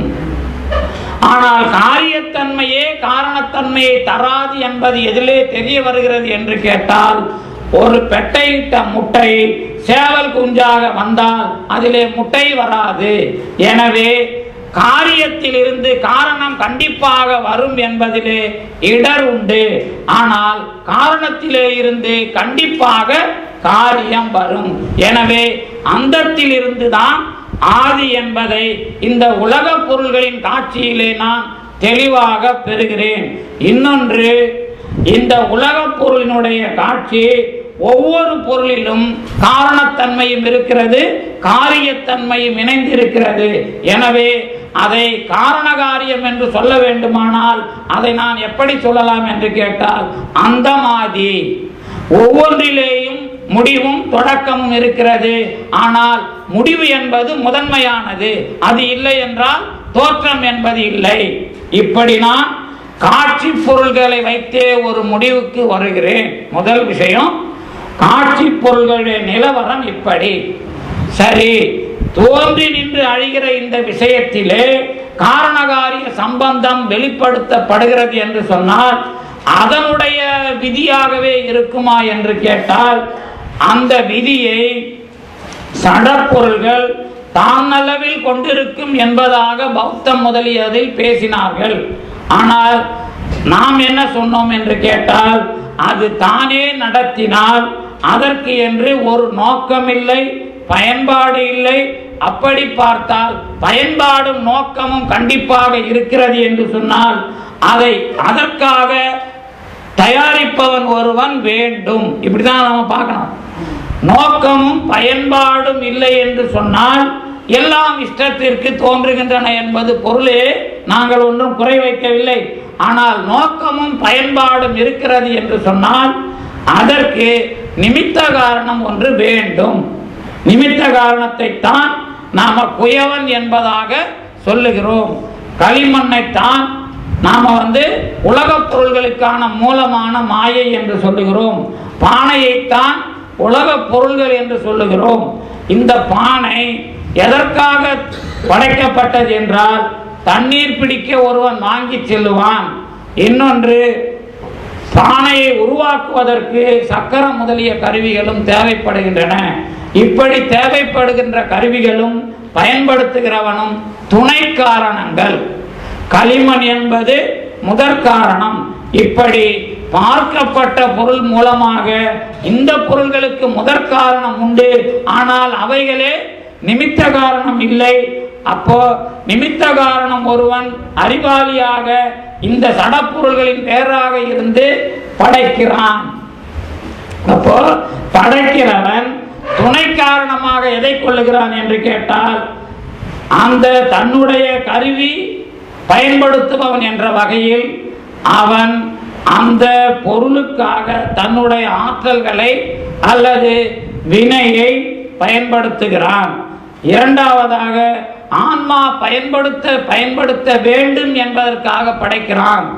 வரும்பொழுது ஆன்மா ஏன் அதை பயன்படுத்த வேண்டும் என்று கேட்டபோதுதான் ஆன்மாவிற்கு பயன்படுத்த முடியாத நிலைமை இருக்கிறது. அது அறிவாளி என்ற நிலை தெரியாமல் இருக்கிறது. இதற்காக என்று சொல்லி ஆணவ மலத்தினால்தான் இவ்வளவு காரியங்களும் என்று சொல்லி ஆணவ மலத்தின் காரணமாக உயிர்கள் பிறப்பு இறப்பு எடுக்க வேண்டும் என்பதற்காக மாயையிலே இருந்து உலகத்தை படைத்து தந்தான். அந்த உயிர்கள் அவைகளை பயன்படுத்தும் பொழுது வருவதற்கு பெயர் வினை. இப்படி 5 பொருள்களையும் நாம் அதிலே முடிவு செய்கிறோம். இதிலே நாம் என்ன என்ன தடைகள் வருகின்றன என்பதை விரிவாக பார்த்திருக்கிறோம். தொகுத்து பார்க்கறதுனால பழைய கேள்விலாம் உங்களுக்கு வரக்கூடாது. சரியா? இப்போ 5 பொருள்களையும் முடிவு செஞ்சாச்சு. இதுக்கப்புறம் முக்கியமானது அத்துவிதம் என்ற சொல் என்பது எது என்று கேட்டால், உறவுன்னு பார்த்தேன்ல, அது இங்கே எப்படி பயன்படுகிறது என்று கேட்டால், இந்த ஆன்மா ஒரு ஆள், இறைவன் ஒரு ஆள், மாயை ஒன்று. இந்த மாயை என்பது நாம் சேர்ந்து அனுபவிக்கிற அனுபவமாக, அனுபவ பொருள்களாக இருக்கிறது. இதிலே எப்படி சேர்ந்து அனுபவிக்கிறோம் என்ற விளக்கம்தான் அத்துவித உறவு. நான் கண்ணை பொருந்தி மலரை பார்க்கிறேன் என்று சொன்னால் எது எது எல்லாம் சேர்ந்து வேலை செய்கின்றன? இறைவனுடைய ஆற்றலும் ஆன்மாவின் அறிவாற்றலும் இணைந்து மனத்திலே வந்து, மனம் பிறகு கண்ணிலே வந்து, கண் பிறகு ஒளியிலே இணைந்து, பொருள் ஒளியிலே இணையுமானால் காட்சி நடக்கிறது. இது ஒரு விதமா நடக்குது. இதுல மொத்தம் 5 சேர்ந்து இருக்குது. இப்போ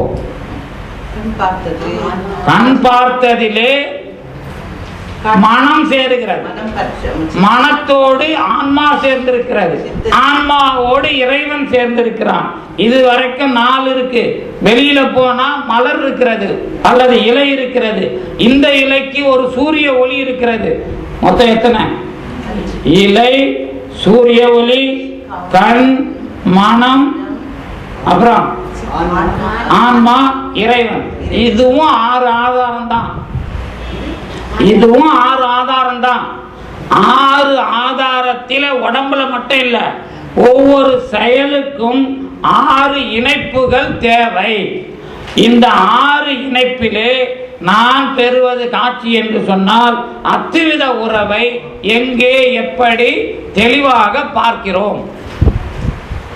அத்துவித உறவு என்பது இறைவனும் ஆன்மாவும் சேர்வது ஒரு அத்துவித உறவு, ஆன்மாவும் மனமும் சேருவது ஒரு அத்துவித உறவு, மனமும் கண்ணும் சேருவது ஒரு அத்துவித உறவு, கண்ணும் ஒளியும் சேருவது ஒரு அத்துவித உறவு, ஒளியும் பொருளும் சேர்ந்து இருப்பது ஒரு அத்துவித உறவு, அப்புறம் கண்ணும் பொருளும் அந்த நடுவில் இருக்கிற ஒளியினால் சேருவது ஒரு அத்துவித உறவு. சரிதானே? இந்த 2 சேர்றதை விட்டுட்டு 3 எங்க வந்தது? 2 சேர்றது நல்லா தெரியுது. இறைவனும் ஆன்மாவும், ஆன்மாவும் மனமும், மனமும் கண்ணும், கண்ணும் பொருளும். இதுல 3வது ஒண்ணு எங்க இருக்கு? ஆமா, 3வது ஒன்று இதிலே இருக்கிற சூரிய ஒளி. 2 அத்துவிதமாக பார்த்து விட்டோம். ஆனால் நடுவிலே சூரிய ஒளி என்ற ஒன்றை இதே அத்துவித உறவில் தனியாகவும் பார்க்கிறோம். இந்த 2 இல்லை என்றால் அது இல்லை. இதுதான் தொடரும் போது பலர் புகழ் ஞாயிறு படரின் நல்லதை காண்டல் செல்லா கண்போல். ஏன் அதை தொடங்கினார்னு இப்ப புரியணும் நமக்கு. அத்துவித உறவிலே 2 பொருள்கள் இருக்கின்றன. இந்த 2ஐ கடந்து 3வது பொருளையும் நாம் நிலைநாட்டலாம். அத்துவித உறவிலேயே 2 பொருள்கள் உறவுதான் பேசப்படுகிறது என்று சைவ சித்தாந்தம் சொன்னாலும் அதிலேயே எத்தனை பொருள்கள் என்பதையும் முடிவு செய்வது அல்லது 2 பொருள்களுக்கு வேறான ஒரு பொருளை சொல்லுவது. அந்த 2 பொருளின் வேறான ஒரு பொருள் எது என்று கேட்டால் 2க்கும் நடுவிலே இருப்பது சூரியன் இருந்தா நமக்கு ஒன்றும் வேலை இல்லை.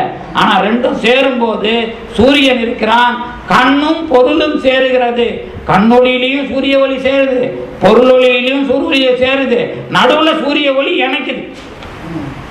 அப்ப இறைவன் எண்ணிலேயும் இருக்கிறான், பொருளிலேயும் இருக்கிறான், நடுவிலும் இருக்கிறான். இதுக்கு பேர் தான் செம்மை.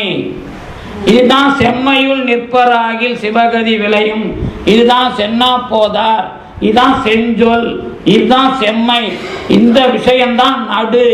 நடுனா மற்றவங்க யாரும் சொன்ன விஷயம் இல்லை. தீசிஸ், ஆன்டி தீசிஸ், சிந்தசிஸ் கிடையாது. இது 2க்கு நடுவிலே இருக்கிற 2ஐ கடந்த வேறு ஒன்று. அது இந்த 2 இருக்கும் போதுதான் அனுபவப்படும்.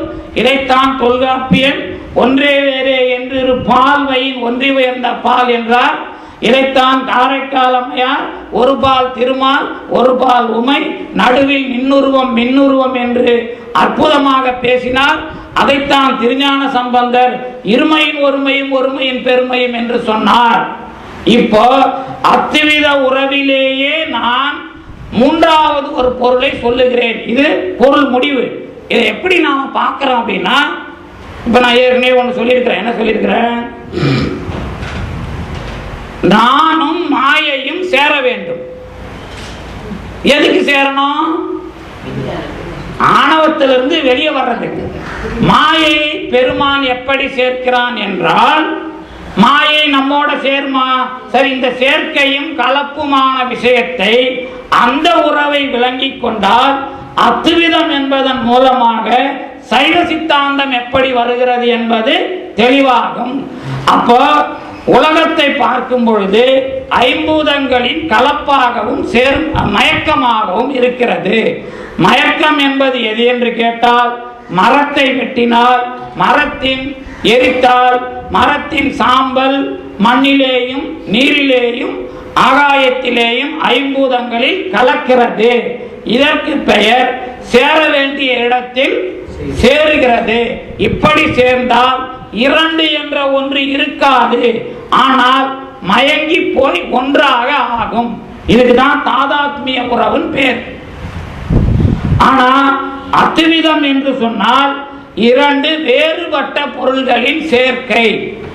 இரண்டு வேறுபட்ட பொருள்கள் என்று சொன்னால் மாயையும் வினையும் எப்படி சேரும், வினையும் ஆணவமும் எப்படி சேரும், இறைவனும் ஆன்மாவும் எப்படி சேரும், இறைவனும் ஆணவமும் எப்படி சேர்ந்திருப்பார்கள், இறைவனும் ஆன்மாவும் எப்படி சேரும், இதுக்கெல்லாம் விளக்கம் சொல்லணும். இப்படி சொன்னாதான் இந்த அத்வித உறவுல இருக்கிற தெளிவு நமக்கு சைவ சித்தாந்த தெளிவாக இருக்கும். அத்வித தெளிவு அப்படின்னா மாயை என்பது எது? இந்த உலக பொருள்களை பொறுத்தவரை சடம், அதுதான் அதனுடைய உண்மை. அதிலே இல்லாதது தோன்றாது. எது இல்லை? அதற்கு அறிவு பார்க்கப்படுகிற உலகத்தில் இல்லை. எனவே அதற்கு அறிவு என்றைக்கும் வராது. புரிஞ்சிச்சா? மாயையில் அறிவுள்ள பொருளை எப்படி இணைக்க முடியும்? அந்த இணைப்புக்குத்தான் பெருமான் முதலில் 5 சிவ தத்துவங்களாக மாயையில் தன்னை இணைத்துக் கொள்ளுகிறான். அது சுத்த மாயை. நீங்கள், நான் அல்லது நீங்கள் ஆன்மாவானது மாயையோடு சேர வேண்டும் என்பதற்காக காலம், நியதி, கலை, வித்தை, அராகம் என்ற 5 சட்டைகளை அதற்கு போடுகிறான். அப்ப சுத்த மாயையில் இறைவன் சட்டை 5 போட்டுக் கொள்ளுகிறான். உங்களுக்கு 5 சட்டைகளை வித்யா தத்துவத்தில் போடுகிறான். இப்ப நீங்கள் இறைவனோடு சேர்ந்து அந்த கரணங்கள் முதலான 24 தத்துவங்களில் சூக்கும தேகத்தோடு இந்த ஆன்மாவில் சேருவதற்கு தயாரிக்கிறான். இதுக்கு பேர் தான் படைப்பு. இதுல முக்கியமான விஷயம் என்னன்னா, இரும்பு கம்பி இன்னொரு இரும்பு கம்பியோடு சேர வேண்டும் என்றால் நடுவிலே ஒரு உலோகத்தை வைத்து அதை இணைக்கிறோம். இரும்பு இன்னொரு இரும்போடு சேர வேண்டுமானால் கொதிக்க வைத்து கரைக்கிறோம். இந்த மாதிரி விஷயம் இருக்கிறது. அப்போ 2 பொருள்கள் மயங்குவதற்கு ஒரு முறை, சேர்க்கப்படுவதற்கு ஒரு முறை. சேர்க்கப்படுவதற்கு 3வது ஒரு பொருள் தேவை. இந்த 3வது பொருளை அதிலிருந்தே பெருமான் தன்னுடைய ஆற்றலால் சிவ தத்துவங்களாகவும் வித்யா தத்துவங்களாகவும் அவனுக்கும் நமக்கும் உருவாக்கி உடம்பிலே இணைய வைக்கிறான்.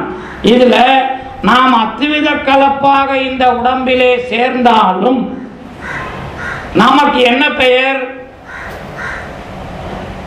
மாயை கருவியின் சடத்தன்மை தான் நமக்கும். ஏனென்றால் கண் காட்டாத எந்த ஒன்றும் எனக்கு இல்லை, கண் இல்லாமல் எனக்கு அது இல்லை. கண்ணுக்கு இல்லாத ஒன்று எனக்கு இருக்கிறது, கண் இல்லாமல் எந்த ஒன்றும் எனக்கு இல்லை. கண்ணுக்கு இல்லாதது நான் பார்த்தேன் என்று சொல்லுவது, ஆனால் கண் இல்லாமல் நான் பார்த்தேன் என்றே சொல்ல முடியாது. அதனால ஆன்மாவோட நிலவரம் கண்ணாடியின் பின்னால் பூசப்பட்ட ரசத்தை போல கண்ணாடிக்கு எதிரே இருக்கிற பூக்களை பார்க்கிறதே ஒழிய கண்ணாடியை பார்க்கவே இல்லை. இந்த நிலையில தான் ஆன்மாவுக்கு அசத்து என்று பெயர். அதே ஆன்மா சேர வேண்டிய பொருளாகிய ஒன்றோடு, அதாவது தன்னுடைய இனத்தோடு, ஆன்மாவின் இனம் எது? அறிவு பொருள். ஆன்மா அறிவு பொருள் என்று சொன்னால் அதோட அறிவு பொருளோட சேர்ந்தா அது சத்தாக தெரியும். அப்ப அசத்துத்தன்மையும் சத்துத்தன்மையும் கொண்டிருக்கின்ற சதசக்தி எனப்படுவது 2 தன்மை உடைய ஆன்மா என்று சொல்லப்பட்டாலும் 2 தன்மையை நீங்கள் 2 தன்மையே என்று சொல்லக்கூடாது. 2 தன்மைகளை உடைய ஒரு தன்மை. ஏன்னா தத்துவம் சொல்லும் போது 2 அப்படின்னு ஒண்ணுத்துக்கு ஒரு குணம் சொல்லக்கூடாது, ஒரே குணம் தான் சொல்லணும். சதசத்து என்பது ஆன்மாவின் ஒரு குணம் அல்லது அதுதான் சொரூபம். அது சத்தை சேருகிற காலத்தில் சத்து எப்படி எல்லாவற்றையும் விட்டுவிடாமல் தெரிந்து கொள்ளுமோ அதை போல தெரிந்து கொள்ளும். அசத்தை சேருகிற காலத்தில் அசத்து தன்மையை மட்டும்தான் தெரிந்து கொள்ளும். எனவே அசத்து. புரியுதா? ஒரே விஷயம் தெரிந்து கொள்ளும் என்ற தனித்தன்மை உடையது. ஆதலினாலே ஆன்மாவின் சொரூபம் என்பது அறிவு உளது. அவ்வளவுதான். சொல்லுங்க. அறிவு உளது என்பதற்கும் அறிவு என்பதற்கும் வேறுபாடு உண்டு. அறிவு என்பது இறைவன், அறிவு இலது என்பது சடம், அறிவு உளது என்பது ஆன்மா. அங்க அதான் சொல்றாரு. அறிவு உளது என்பது அறிவு என்பதற்கு அறிவு என்பது இறைவன், அறிவு உளது என்பது ஆன்மா, இலது என்பது சடம். அந்த மாதிரி அதை ஒரு தன்மையில் நீங்கள் வைத்துக் கொள்ள வேண்டும். முடிஞ்சா? சரி. இப்போ அடுத்தது இந்த ஆன்மா மாயையோடு சேர்ந்தாயிற்று, இந்த உலகத்தை அனுபவிக்கிறது. இந்த அனுபவத்தின் போது அது எந்த மாதிரி அறிவு பெறுகிறது? நான் பார்த்தேன்னா என்னத்தை பார்த்தேன்? நான் இந்த பழத்தை பச்சை நிறமுடையது என்றோ மஞ்சள் நிறமுடையது என்றோ பார்த்தேன். இது முழுமையான அறிவாகுமா? உருவம் பற்றிய நிறம் பற்றிய அறிவு, அவ்வளவுதான். முடிஞ்சு போச்சா? இப்போ அதுல என்ன பாக்கி இருக்கு? நான் வச்சிருக்கிறது எதிரில் என்ன பழம்? ஏன்னா சாருக்கு அது பிடிக்கும். இப்ப அவருக்கு அந்த நாட்டில் தண்ணி வருதுன்னு சொன்னா சுவை அறிவு தேவைப்படுகிறது. அப்ப பார்த்த அறிவை தாண்டி காதினால் அது மாம்பழம் என்று சொல்லப்படுதலும், நாக்கினால் சுவைப்படுதலும், மூக்கினால் முகரப்படுதலும், தொட்டு என்ன கல்லு மாதிரி இருக்கு, நல்ல பழமா இருக்காது போல, நல்ல பழமா கொடுங்கன்னு கேட்கிற மாதிரி அந்த 5 புலன்களாலும் நான் ஒரு பொருளை பற்றி தெரிந்து கொள்ளுகிறேன். இதற்கு பெயர் அறிவு. இந்த அறிவுக்கு அப்புறம் ஞானம். ஞானத்துக்கு அறிவுக்கு என்ன வேறுபாடு? ஆமா. நான் மாம்பழத்தை சாப்பிட்டு சூடா போச்சு உடம்பு. அப்போ மாங்கொட்டையை சுட்டு சாப்பிடணும் ஞானம் வந்தா அறிவு என்பது அடுத்து பக்குவம் என்ற நிலையை பெறுகிற பொழுது ஞானம். இந்த ஞானம் என்பது மெய்வாய் கண் மூக்கு செவியின் மூலமாக பெறப்பெற்ற அறிவுக்கு பிறகு வாக்கு பாதம் பாணி பாயிறு உபத்தம் ஆகியவைகளை செயல்படுத்துவதற்காக என்னுடைய உடம்பிலே நான் கற்றுக்கொள்ளுகிற விஷயங்கள் ஞானம். இந்த ஞானம் இந்த மாம்பழத்தை நல்லா சாப்பிட்றதுக்கு போய் மாம்பழமும் வேணாம், உலகத்துல விளையிற ஒரே நேற்று விளைஞ்ச நாளைக்கு விளையிற இன்னைக்கு விளையிற எல்லா மாம்பழத்தையும் சாப்பிடணும்னா நான் நாத சித்தரா மாறணும், அதுக்கு மந்திரம் தெரியணும். அப்படி போறது ஒரு வகை. நான் வெறும் மாம்பழத்தை மட்டும் நினைக்கிறேன், இன்னும் பலாப்பழம் இருக்கு, ஏகப்பட்ட பழம் இருக்குன்னா எல்லா பழத்தையும் தாண்டி எங்க போய் நிக்கணும்? கடவுள் என்பதிலே போய் நின்று கடவுள் வரை தெரிந்து கொள்ளுகிற எல்லாமே ஞானம். அதற்கு பிறகு இந்த மாம்பழமும் எல்லா விஷயங்களும் கடவுள் மூலமாக அனுபவப்பட்டால் அதற்கு பெயர் போதம். அப்ப அறிவு என்பது ஞானமாகி ஞானம் என்பது போதமாகிறது என்ற ஒரு முறையை நாம் அறிதல் முறையிலே பெரிய விஷயமாக முடிவு செய்கிறோம். இப்ப நீங்க மறுபடியும் எதுக்கு போனோம்? பொருளாராய்ச்சிக்கு போனோம். பொருளாராய்ச்சியில் நான் உடம்போடு சேர்ந்து பெற்ற வகையில் அந்த உடம்புக்கும் அறிவு இல்லை, பழத்துக்கும் அறிவு இல்லை. இது எனக்கு ஏன் தேவை என்ற பக்குவ ஆராய்ச்சியில் தான் நான் இதையெல்லாம் தெரிந்து கொண்டு இதற்கு மேலும் நான் ஏன் இதையெல்லாம் அனுபவிக்கிறேன் என்ற காரணத்தை ஆராய்ந்தால் பேரு இழவு இன்பம் பிணி மூப்பு சாக்காடு என்ற வினை தெரிகிறது. ஆமா, என்னால் இது எனக்கு இது தேவையில்லை என்று சொன்னாலும் வந்து சேருகிறது. அப்ப நான் முறையாக பக்குவப்பட்டு அறிவை பெற்றுத்தான் வாழ்கிறேன். ஆனால் எனக்கு ஒன்று இப்படி ஏன் வந்தது என்ற காட்சி அனுபவம் கேள்வி தரும் பொழுது இது வினை என்பதாகிய ஒன்றை நமக்கு அடையாளப்படுத்துகிறது. சரி, இந்த வினை ஏன் எனக்கு வந்தது என்ற ஆராய்ச்சியில் அடையாளப்படும் பொழுது நான் அறிவாளியாக விளங்க வேண்டும், நான் தெளிவான ஞானத்தை பெற வேண்டும் என்று தெரிகிறது. அதற்கு தெளிவான ஞானத்தை நான் புதியதாக பெறுகிறேனா அல்லது வேறு ஒன்று எனக்கு தருகிறதா என்று கேட்டால் அறிவு உள்ளது என்பதாக நான் இருக்கிறேன். புதியதாக வந்தால் ஒரு காலத்தில் போய்விடும்.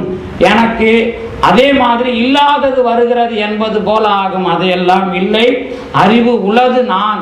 அப்படி என்றால் அறிவை பெற வேண்டும் என்ற ஒரு நீதி ஏன் வந்தது என்றால் எனக்கு கூடாத சேர்க்கை ஒன்று இருக்கிறது. எப்படி நான் கூடி பெற்றது எல்லாம் அறிவில்லை என்று ஆனதோ அதே மாதிரி நான் அறிவுள்ளவன் என்று சொன்னால் இதை சேர்ந்து பெற வேண்டிய நிலைக்கு காரணம் இதுவும் இல்லை, நானும் இல்லை. அப்ப இன்னொன்று ஒன்று காரணம். அதுக்கு பெயர் தான் ஆணவம். இதுவரை நான் இந்த கருவிகளை எல்லாம் சேர்ந்து பெற்றேன், அது இல்லாமல் ஒன்றும் தெரியவில்லை. அப்படி என்று சொன்னால் அதற்கு இல்லாத ஒன்று எனக்கு இருக்கிறது. அதன் எனவே அதுக்கு அறிவு இல்லை, எனக்கு இருக்கிறது. சரி, எனக்கு புதுசாக வந்தா ஒரு காலத்துல இல்லாம போய்விடும். இல்லாம இருந்து வருதுன்னு சொன்னா அது என்னைக்கும் வராது. அப்ப எனக்கு அறிவு இருக்கு, ஏன் இல்லாம போச்சுன்னு பார்த்தா ஏதோ ஒண்ணு காரணம் சொல்லி அந்த ஒண்ணுக்கு பேரு ஆணவம் என்று சொல்லுவது. முடிஞ்சு போச்சா? இப்படியும் பொருளை நான் முடிவு செய்து சரி எனக்கு அறிவு இல்லை இருக்குதுன்னு சொன்னா இந்த அறிவு உள்ள தன்மையை நான் எப்படி பெற்றேன் என்ற ஆராய்ச்சியில் தான் வினையின் மூலமாக நான் அறிவை பெற்றேன். வினை என்பது எது என்று கேட்டால் என்னுடைய செயல். என்னுடைய செயல் ஏன் இப்படி தாரதமியமாக வேறுபாடுகளுடன் இருக்கிறது என்று ஆராய்ச்சி செய்யும் பொழுது நான் விளங்கிக் கொள்ளுவது இவ்வளவுதான். எவ்வளவு நாள் சைவ சித்தாந்தம் படித்தாலும் நான் முறையா அதை பதிய வைக்கல அப்படிங்கிற விஷயம் வந்தா எல்லாம் ஒரே மாதிரி தான் சொன்னாரு, அவருக்கு மட்டும் வேற மாதிரி சொல்றாரு, இவருக்கு மட்டும் வேற மாதிரி சொல்றாருன்னு சொல்ல மாட்டீங்க, அது நல்லா தெரியும். ஆனால் இந்த தாரதமியம் ஏன் வந்தது என்ற பொழுதுதான் என்னுடைய முயற்சி இப்படிப்பட்டது என்ற முடிவு வருமானால் இந்த முயற்சிக்கு நான் சொந்தக்காரன் எப்படி என்று கேட்டால் அந்த ஆராய்ச்சி பிறவி ஆராய்ச்சியாக அமைகிறது. இந்த பிறவி ஆராய்ச்சியில் தான் நான் எப்படி பெற்றேன் என்று வரும் பொழுது எனக்கு உடம்பு தந்த காலத்தில் இருந்து பெற்றேன். அந்த ஆராய்ச்சியில தெளிவு என்ன என்று கேட்டால் நீங்க பெறலனாலும் சைவ சித்தாந்தம் என்ன சொல்லுது அப்படின்னு கேட்டா ஆணவம் என்ற கூடாத சேர்க்கையில் இருந்து இதை தெரிந்து கொள் என்பதாக சொல்லாமல் நானே தெரிந்து கொள்ள வேண்டும், ஆன்மாவே தெரிந்து கொள்ள வேண்டும் என்று இயக்கியது கடவுள். அதற்காக முதல் இந்த இடத்துல இனிமே சந்தேகம் வரக்கூடாது. முதல் பிறவியா, ரெண்டாவது பிறவியா, அஞ்சாவது பிறவியாலாம் கேட்கக்கூடாது. என்ன முதலில் நீங்க புனருற்பவம் ஒண்ணு பேசினா கூட புனருற்பவம் இன்னைக்கு இருக்கலாம், நாளைக்கு இருக்கலாம், அதை பத்தி பிரச்சனை இல்லை. ஆனால் ஆன்மா செயல்பட தொடங்கியது என்ற ஒன்றை எந்த உற்பவம் பேசினாலும் பேசியாகும். சரியா? அந்த ஆன்மாவின் செயலை முதலில் இயக்கி, பிறகு அறிவை இயக்கி, பிறகு ஆசையை இயக்குகிறான். இதற்காக கலை, வித்தை, அராகம் என்ற 3 கருவிகளால் அசைக்கிறான். செயல் அசைந்து, அறிவு அசைந்து, பிறகுதான் ஆசை என்ற ஒன்று தொடங்கி முளைவிடுகிறது. இது விட்ட இந்த முளைதான் மூல கண்மம். சரிதானே? இந்த விஷயத்தை நான் எப்படி ஆசைப்படுகிற முறையை வைத்துக் கொண்டிருக்கிறேன் என்பதை என்னிலே இருக்கிற சிவம் சக்தி ஆகிய பொருள் அல்லது இறைவன் தெரிந்து கொண்டு அதற்கேற்ற முதல் பிறவியை வழங்குகிறான். முதல் பிறவி என்றால் மனித பிறவி என்று நினைத்துக் கொள்ள வேண்டாம். ஒரு புல்லாக பிறக்க வைக்கிறான். இந்த புல்லிலே அது தொடுதல் ஞானத்தை பெறுகிறது. இந்த புல் மட்டுமல்ல, நீங்கள் தொடுதல், சுவைத்தல், நுகர்தல், பார்த்தல், கேட்டல், இந்த முறையில் எல்லா அறிவுகளையும் பெறுவதற்கு புல் முதல் கொண்டு விலங்கு வரையில் எல்லா பிறப்பும் தருகிறான்.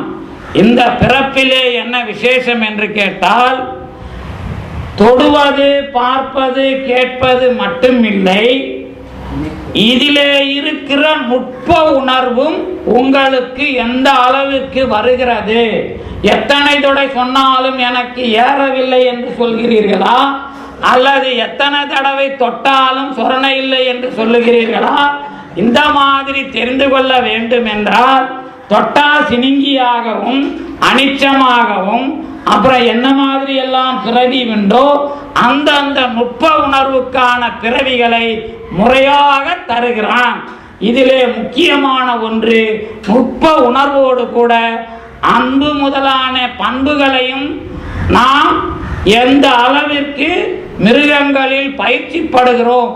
நல்ல அன்புக்கு ஒரு உதாரணம், மானத்துக்கு மனுஷனை உதாரணம் காட்ட முடியாம கடைசி வரைக்கும் கவரிமான காட்டிட்டு இருக்கிற மனித ஜாதி. இந்த மாதிரி ஒவ்வொரு நற்பண்புகளுக்கும் ஒவ்வொரு விலங்கு இந்த மாதிரி விஷயங்களை எல்லாம் கொடுத்து, இதெல்லாம் நான் ஒழுங்கா கொடுத்திருக்கிறேன். நான் கல் பிறவியில் சோதனை செய்து மனித பிறவி தரும் பொழுது உங்களுடைய வினை தூல வினையாக வருகிறது. தூல வினை, தூலம்னா உருவம். இதுக்கு முன்னாடி நல்வினை தீவினை கணக்கு கிடையாது. இப்போ நல்வினை தீவினை கணக்கு உண்டு. இப்போ இதுக்கு பேரு தூல வினை. ஏன்னா எது பண்ணாலும் பாவம் புண்ணியத்துல போய் ஒரு லிஸ்ட் எழுதிடுவோம். அதனால இது மனித பிறவியின் முதல் வினை தூல வினை. இதை கொடுக்கிறான். இதை கொடுத்த பிறகு அதுவும் அந்த உயிர் எப்படி இதையெல்லாம் பெற்றதோ அதே செயல்முறையில் முதல் பிறவியை வழங்கும் போது நீங்கள் என்ன நினைக்கிறீர்களோ அதற்கேற்ற புண்ணிய பாவத்தை வைத்து பிறக்க வைக்கிறான். இதிலே பிறவி மாறாட்டம், அச்சு மாறாட்டம் என்பது வேண்டினால் சாபத்தினால் உண்டே ஒழிய கீழே இறக்குவது இல்லை.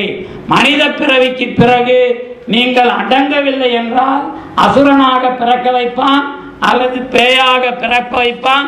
இதுக்கு எல்லாத்துக்குமே மனித அச்சு தான் இதுக்கு தேவையான அச்சு, வேற இல்லை. மனித அச்சுல தான் இதெல்லாம் பண்றான். இந்த மனித அச்சு மறுபடியும் இது மனிதத்தன்மைக்கு வந்து உடம்ப மெத்துன்னு ஆக்கிற வரைக்கும், யார் உடம்பு மாதிரி, மூலன் என்ற இடையன் உடம்பு மாதிரி உடம்ப வந்து அது இது வச்சு நீ ஸ்ட்ராங்கா வன்மையாக்க கூடாது. மெத்துன்னு ஆக்கிற வரைக்கும் அந்த ஞானத்தினுடைய மென்மை வரை உங்களை தயார் செய்து அதற்கு பிறகு உங்களுடைய செயலிலே விடுதலையை நீங்கள் பெறுமாறு செய்து உங்களுடைய ஆணவ மன வழியை நீங்களே குறைத்தவர்களாக ஆக்கி தான் என்ற ஒன்று இறைவன் இப்பொழுது உங்களை ஆட்கொண்டு நீங்கள் இறைவனாகவே எல்லாவற்றையும் பார்த்து அனுபவிக்கிற நிலையை வழங்குகிறான். இது வந்து மனித பிறவியினுடைய அடிப்படை. இதுக்கு நடுவில் இன்னொரு மாதிரியும் அதை சொல்லணும். என்ன மாதிரினா, மனித பிறவியில் செய்த வினையை புத்தி தத்துவத்திலே வைத்திருக்கிறான். இப்பொழுது உங்களுடைய காட்சி, நீங்க எவ்வளவுதான் உஷாரா இருந்தாலும் போற இடத்துல அடி விழும். நீங்க எவ்வளவுதான் படிச்சிருந்தாலும் ஒருத்தங்கிட்ட ஏமாறுவீங்க. இதுக்கெல்லாம் பேரு இழவு இன்பம் பிணிமூப்பி என்கிற புத்தி தத்துவத்திலே இருக்கிற வினை சார்பில் பெறுவது. இதையெல்லாம் பெற்ற பிறகு இந்த பொருள் அனுபவம் என்று வருகிற காலத்தில் எப்படி மாறுகிறது என்பதைத்தான் உண்மை நெறி விளக்கம் தெளிவாக காட்டுகிறது. இதுல நாம சரியை, கிரியை, யோகம், ஞானம் 4 வகை நெறி பேசுவது எதற்கு என்று கேட்டால், செயல்படுவது கோயிலில் பெருமான் இருக்கிறான் என்று செயல்படுவது, அந்த கோயில் பெருமான் என் உள்ளே இருக்கிறான் என்று தெரிந்து கொள்ளுவது, அந்த பெருமான் யார் என்று விவரமாக தெரிந்து கொள்ளுவது, இதுதான் சரியை கிரியை யோகம் ஞானம். இந்த ஞானத்தை தாண்டி இந்த உடம்பு என்பது மாயை அல்லது சடம் என்பதாக தெரிந்து கொள்ளுவது கண் முதலாக சிவம் ஈராக சடம்தான், இது நான் இல்லை என்று தெரிந்து கொள்ளுகிற பொழுது அந்த சடத்தின் தாக்கம் இல்லாத நிலை வர வேண்டும். அந்த சடத்தின் தாக்கம் இல்லாத நிலை எதுவரை செல்லும் என்றால், கலை நியதி வித்தையில் தொடங்கினாரே, கலை வித்தை அராகத்தில், அந்த கலை வித்தை அராகத்தை நீங்கள் நிறுத்துகிற எல்லை, அது உங்களை தாக்காமல் அளவிற்கு அதுவும் சடம் என்று நீங்கள் நிறுத்தினால் ஆன்மா தன்னை யார் என்று தெரிந்து கொள்ளுகிற இடம் வருகிறது. அப்பொழுது அதனுடைய ஆசை செயல் இல்லாமல் போனால் யான் எனது என்ற ஆணவமானது பொருளளவில் தான் இருக்கிறது. ஆணவம் என்பது மறைக்கிற ஒன்றாக இல்லை. இதற்கு பிறகு என்ன என்றால், இப்பொழுது நீங்களும் கருவிகளும் உலகமும் இருக்கிறது. இந்த அமைப்பில் எது தெரியும் என்றால், நீங்கள் மலச்சார்பில் பார்த்தது இல்லாத பொழுது ஒவ்வொரு பொருளிலேயும் இருந்த இறைவனுடைய ஆற்றல் பறை என்று பெயர், அந்த இறைவனுடைய ஆற்றலை அந்த பொருளிலே நீங்கள் பார்க்கிறீர்கள். ஆனால் இந்த பொருளை எல்லாம் சிவமாக பார்க்க வேண்டுமானால் உங்கள் உயிரிலே பறையாக இருக்கிற சிவம் தெரிய ஆரம்பிக்கிறது. ஏன் தெரிய ஆரம்பிக்கிறது என்றால், நான் அறிவுடையவன், என்னிலே இருக்கிற பறை என்ற சிவம் அறிவுடையது.